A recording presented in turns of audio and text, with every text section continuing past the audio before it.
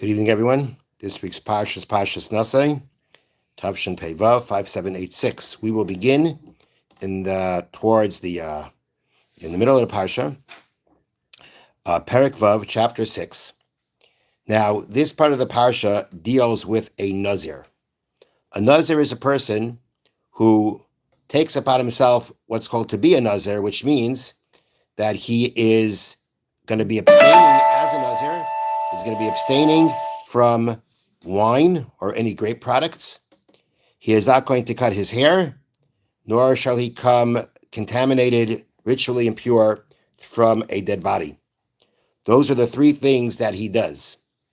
And, at least from the aspect of the abstaining from wine and from cutting his hair, those are actually acts that he does that are a challenge in the sense that wine was a very regular staple drink, a very desirable drink, very enjoyable drink, and he's abstaining from it. The fact he's not cutting his hair means that he's going to be, it's not like he's going to have long hair and style it. The long hair means he's going to look very unkempt. And we find from many sources that a person will make himself a Nazir because of the fact that he feels that he's being too drawn to his physical desires. He feels arrogant, and therefore he's going to do certain things to kind of pull himself back. Wine is something that can build up a person's passions, person's desires, and therefore he decides to stay back, to restrain himself from wine, because if he feels that he's going too much in one direction towards his desires, the way to counter that is to go to some degree to another extreme, and that after the period of a person takes upon himself to be a Nazir as long as he wants, or one can say as long as he feels he needs, because the point is not to stay a Nazir for your whole life necessarily. You'll be a Nazir for a certain amount of time. You'll now pull yourself back from the draw, or too much draw that you feel that you have to physical desires, arrogance, whatever it may be. And then afterwards, you'll be able to come back to drink wine and to cut your hair, but you'll do it in the right way, without becoming so dependent and so involved in desires, so involved in yourself. It was meant to really be something that would bring a person to more self-control. And the Torah describes that a Nazir is kadosh, he's holy. The fact that he does these things means that he's practicing holiness, because he's trying to get himself in a more spiritual state. But it means this is Nazir is a personal wish, personal. Yes. No, not directly from birth. No. He should be. There was one person from birth, but that's not the typical Nazir. No, but this is more Samson. Right.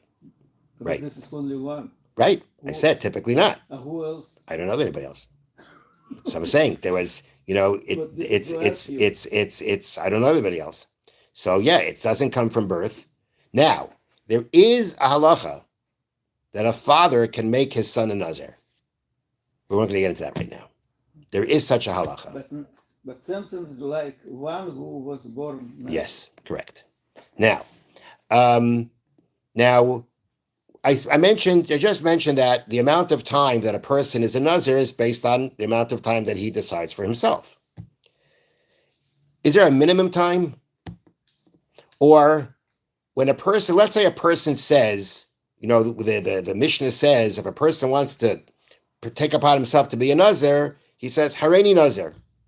I am a Nazir. I make myself a Nazir. But what if he doesn't specify a time? Doesn't say for how long. Just says, I'm a Nazir, without specifying a time. So how long does he remain a Nazir? Forever? Because he didn't specify, he stays like that forever? 30 days. So the Mishnah says 30 days. 30 days. That's the Mishnah. Not say to next Monday. No. The Mishnah says, Stam, this is a Mishnah in Nazir, in Gemara Nazir, Hey Amid Aleph, 5a. Stam, it's a Mishnah. Stam Naziris, unspecified Naziris, Shloishim Yom, 30 days. Okay. Now, then the Talmud asks, Mnani Mili, how do we know? Where do we derive that? Where do we know that from? So the Talmud says, now let's look inside the Chumash, and let's look at Let's look a little bit further. Let's look. Let's just start from Pasuk Hey, verse 5. Now, before verse 5, the first thing the Torah tells us about a Nazir is that he may not drink wine, and he may not even have any kind of grape products or anything that's been soaked in wine. Then it says, Kol Yemei Neder Nizroi, all the days of his Nazirite vow, Ta'ar lo yavar al roshai, a razor shall not pass over his head, which means he cannot cut his hair. Ad melois hayomim asher yazer la'Hashem, until the completion of the days that he will make this vow of Naziris for to God. Kadosh yihiyeh, he shall be holy. Gadol paras aroshai, he shall let his hair grow long. And then it says, that's the second thing. Then it says, Kol Yemei Hazir Hashem, all the days of his being a Nazir to God, Al Nefesh Meis Le'Yava, he shall not come upon a dead body. Okay, those are the three things. Now, if we go back to Pasuk Hey, verse 5, it says there, no, a razor shall not pass over his head, until the completion of the days that he will declare being a Nazir to God, Kadosh Yihiyeh, he shall be holy. So the Talmud says, do you know how you know it's a 30 days? Because of the word Yihiyeh. That word, Yud Hey, which translated as he will be. But in Hebrew, it's Yihiyeh. And the Talmud says, the way we're going, how do you derive 30 days from the word Yihiyeh? And the answer is through something called gematria, numerology. Every Hebrew word letter has a numerical value to it. And Yiyeh, if we take the numerical value of it, okay, so we have mathematician here, right? You'll make the accounting for us. The letter Yud, the numerical value of the letter Yud is 10. Yeah, Yud is 10. Hey is 5. Okay. The next letter, the third letter is Yud, which is 10. The next letter is Hey, which is 5. So the total is 30. See, it's a good thing we have a mathematician here. Whoa. Now, okay, so the Talmud says, you know how you know it's 30 days? Because this word Yeh, he shall be, the numerical value is 30. Now, you don't usually find the Talmud deriving these kinds of laws from a gematria, as we call it, from a numerical value. It's not typical. So the commentaries say, this is a commentary of the Rush says, Yired the Gemara Gemirila. The real way that we know that it's 30 days is because it's a tradition. It's part of oral law. This is something that God told Moshe. Moshe passed it down. And that's really how we know that a unspecified Naziris is 30 days. Just that, but we find many times that there could be something that is an oral law, or even a rabbinic law sometimes, and we try to kind of find an allusion to it in the words of the Torah. We try to make a connection to the words of the Torah for it. Perhaps they do that in order just to be able to remember it. I'm not sure.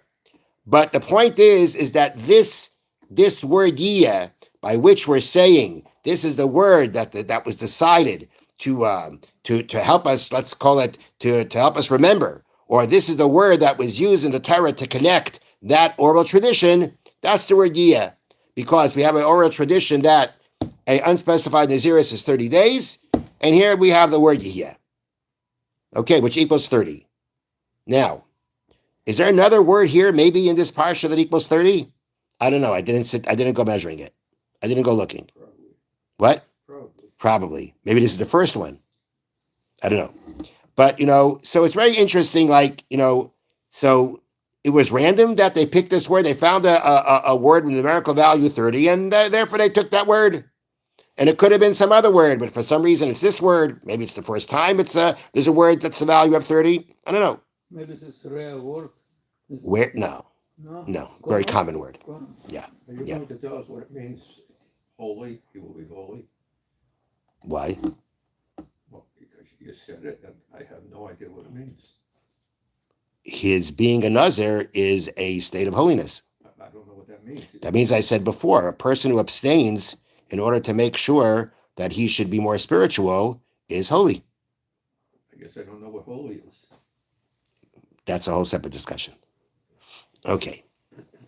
Now, so I want to share with you a thought that I heard from a yashir from Rabbi Emmanuel Bernstein, and he quoted this from a sefer. I think it's called Mimini Michael, from a contemporary Rav, who explained like this. So first of all, is there an understanding behind the number 30? Like, what is it about the number 30? Fine, it's an oral tradition that it's supposed to be 30.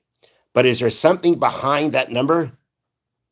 So he explained that actually we find in halacha that there is a that 30 days has a significance. And that is, so we know that during that different times of the year, there are certain things that we say in the Shemona Esrei and certain things we don't say. So for instance, after Shmini Atzeres, we add Mashiv Haruach Umarid HaGeshem.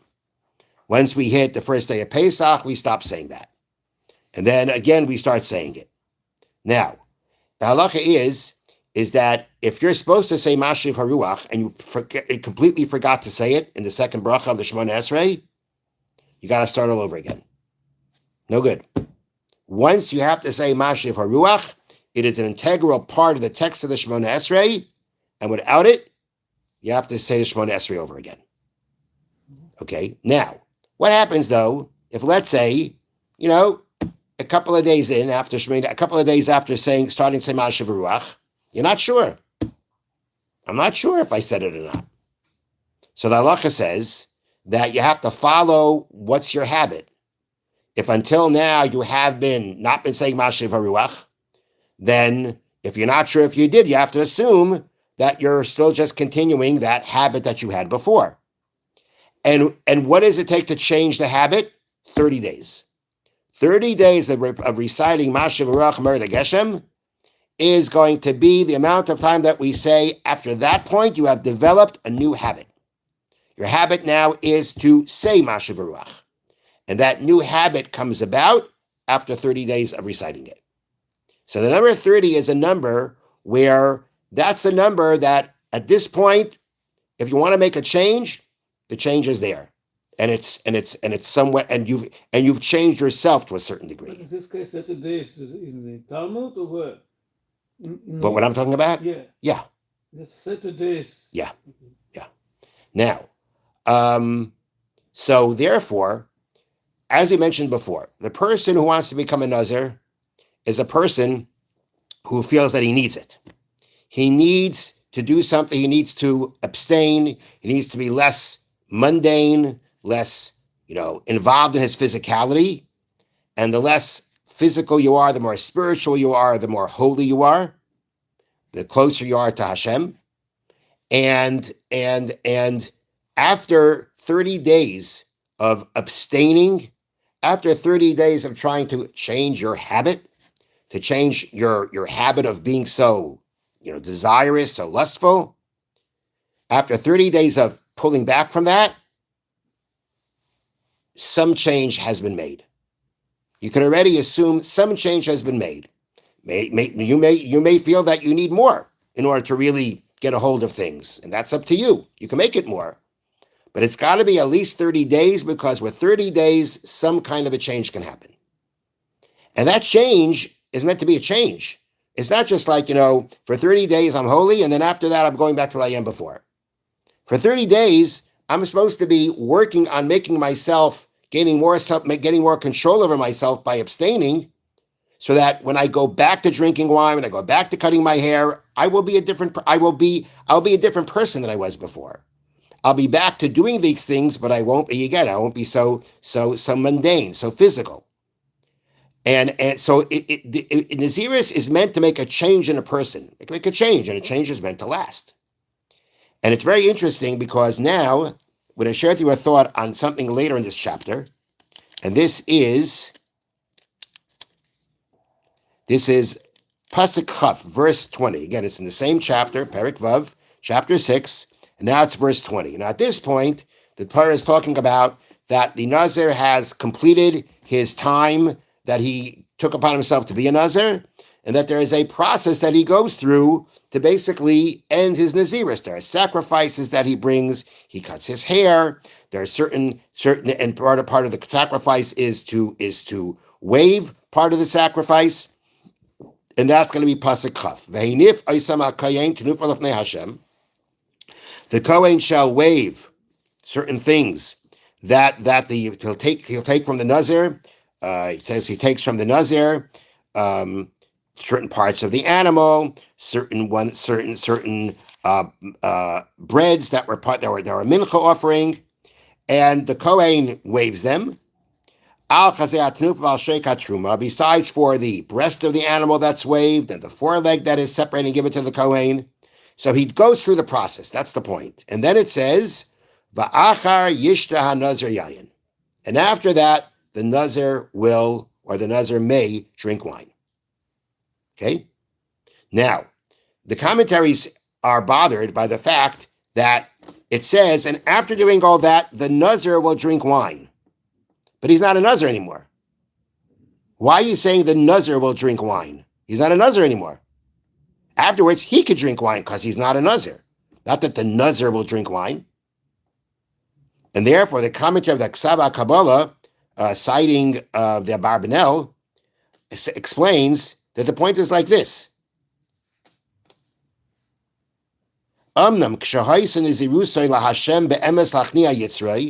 If his Naziris was done properly, which is to control his evil inclination,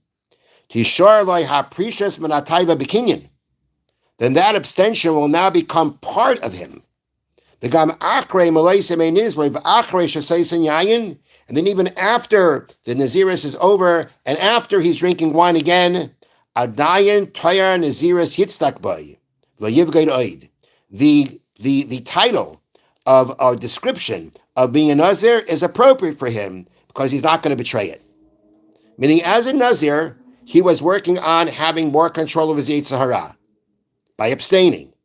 Now when he goes back, the goal is that he'll go back to drinking wine, but he'll still be a person, he'll still be a changed person. He'll still be a Nazir, he'll still be a person who has control over his evil inclination. Even though he's going to drink the wine, he'll drink the wine in the proper way. Even though he's going to be cutting his hair, he will deal with his physical appearance in the proper way. So we can still call him a Nazir. Because he's a Nazir when he's abstaining, and as long as what he abstained from becomes part of him in the sense that it makes him a holier, better person, he's not so subservient to his evil inclination, then we can still call him a Nazir. Because the kind of person that he was, the holier person that he made himself, that he was when he was an actual Nazir, that holiness is going to remain with him. Because the goal is not necessarily never to drink wine. The goal is to drink wine properly, to drink wine as a holy person. And therefore, we can still call him a Nazir because what he wanted to accomplish and what he acquired when he was a Nazir will continue with him. So the goal of being a Nazir is to change. And therefore, the Sefer Minim Mechal want to suggest, going back to the question we asked before, why did they pick the word Yiyah to be the word that they would connect this 30-day time period of Naziris to, is because, again, the word Kadosh Yiyeh means holy he shall be. That means to allude to the idea that you want him to remain holy. Not just going to be holy while he's abstaining because he's a Nazir. We want that holiness that he acquires then to continue with him. And therefore, the 30-day period, which is to be that minimum amount of time that makes a change in a person, as we mentioned before, that we connect that to Yiyah. Because that 30-day period shall be, it should last, it should continue. It should make a difference in the person, even when he goes back to being regular. He still should be a changed person, a holier person, because of what he accomplished and changed while he was a Nazir. So that was the thought that he suggested as to why the word Yiyah is the word they connect for 30. Yeah, I mean, it has a numerical value, but this word isn't just a random word of 30. It has a message to it connected to the 30. Okay, now, we're going to move on now to later on in the parsha. And this is Perek Zayin, chapter 7. And chapter 7 is where we kind of go back to the completion of the Mishkan and the dedication that was done, the dedication or the inauguration of the Mishkan that was done through Moshe's, there was a whole process of sacrifices that were brought and done. And there was also the gifts that the Nesiim, the priests, brought. I want to share with you just two short items about this. And it's about, it starts from chapter 7, Parak Zayin, chapter 7, Pasuk Beis, verse 2. Vayakrivu Nesiyei Yisrael Roshei Beis Abaisam, and the princes of Israel approached. They are the heads of the family of their fathers. Heim Nesiyei Matais, they are the princes of the tribes.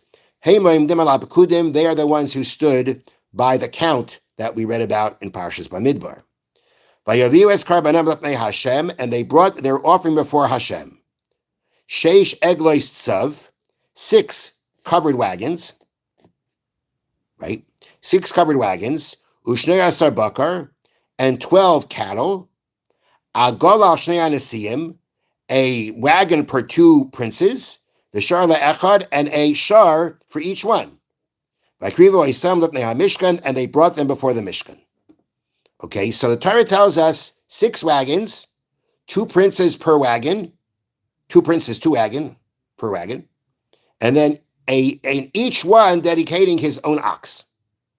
So the Sefornu comments on the fact that the wagons were brought by two princes together. He comments, La'ois achva b'neiim. It was a sign of brotherhood between them. Asher bo yiyu re'uyim shetishra shechina b'neiim.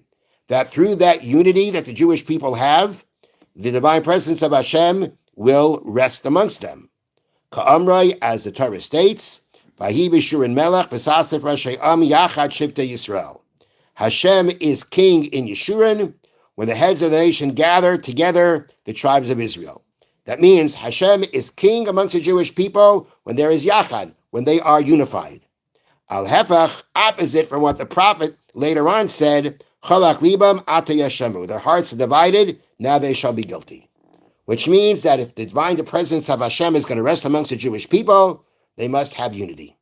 And that unity was expressed by the fact that there were 2 princes per wagon.